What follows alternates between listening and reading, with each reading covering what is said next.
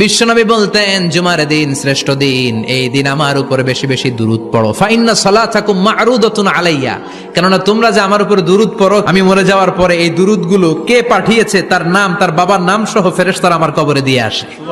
সাহাবারা বললেন, ইয়া রাসূলুল্লাহ কাইফা সালাতুনা মা'রুদাতুন আলাইক, আপনি মরে যাওয়ার পরে আমাদের দুরূদ কেমন করে আপনি দেখবেন? ওয়াকাদ আরিমতা, আপনি তো পচে গলে মাটির সাথে মিশে যাবেন।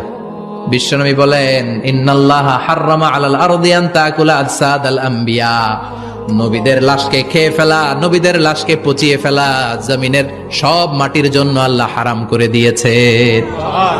নবীদের লাশ পচে না, নবীদের লাশ গলে না।